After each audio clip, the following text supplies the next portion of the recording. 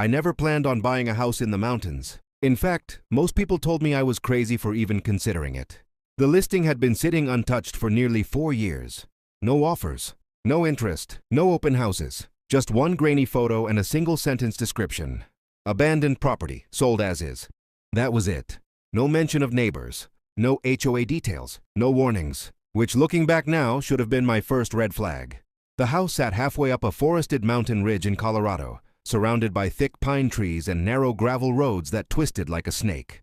It wasn't part of a resort town. It wasn't luxury. It was quiet, remote, forgotten. And that's exactly why I wanted it.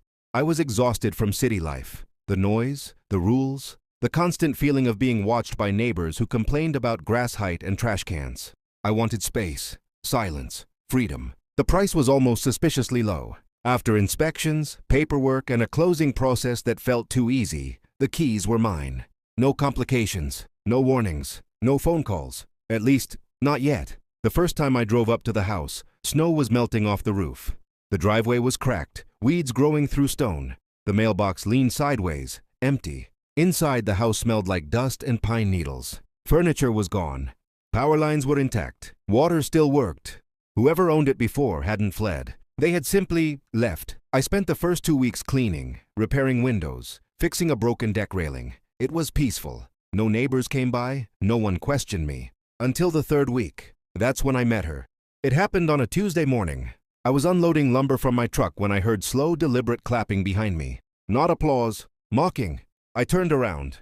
A woman stood at the edge of my driveway, arms crossed, sunglasses perched on her nose like armor. Short blonde hair, perfectly pressed jacket, clipboard in hand. She looked wildly out of place in the mountains. "Excuse me," she said sharply. "What do you think you're doing?" I told her calmly that I was renovating my house. She laughed. A sharp, humorless laugh. "No," she said. "You're not." I blinked. "I'm sorry?" "This property," she said, tapping her clipboard, "has been abandoned for years. HOA regulations state that abandoned homes revert to community oversight." I stared at her.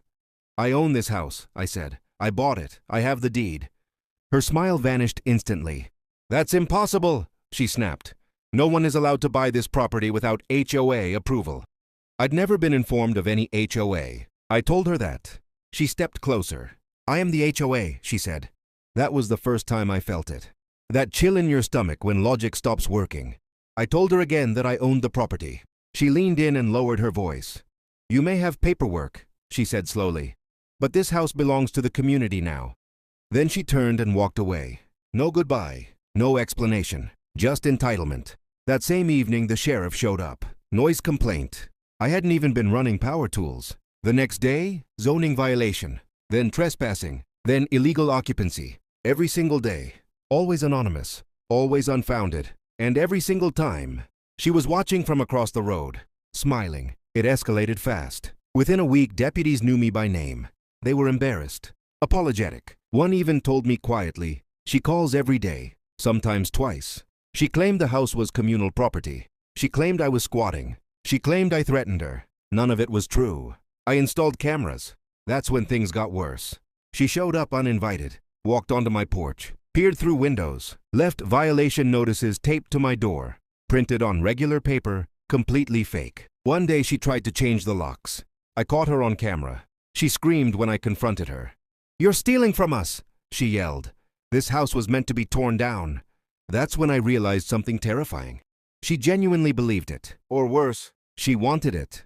Mountain property had skyrocketed in value, and she thought intimidation would make me leave. But she underestimated one thing. I don't back down. It happened during a snowstorm. I was inside when I heard pounding, not knocking. Pounding. I opened the door to find 3 deputies. Guns drawn, hands on holsters. She stood behind them crying. She told them I'd threatened her with a weapon, that I was dangerous, that I was unstable. My heart dropped. I calmly pointed to my cameras. They reviewed the footage. Every lie collapsed in real time. Her face changed, from confidence to panic. She screamed, threatened lawsuits, threatened to have the HOA destroy me. Instead, they arrested her, trespassing, filing false police reports, harassment. Neighbors finally came forward. Turns out she'd done this before. Intimidated owners, claimed abandoned properties, forced sales. She wasn't HOA. She was a bully. And now, she was exposed. The charges stuck. A restraining order followed. The HOA, a real one, disbanded shortly after. The house? It's quiet now. No police lights, no accusations, no clipboard, just wind through pine trees. And a reminder, sometimes the scariest part of buying a house isn't the condition. It's the people who think they own what doesn't belong to them.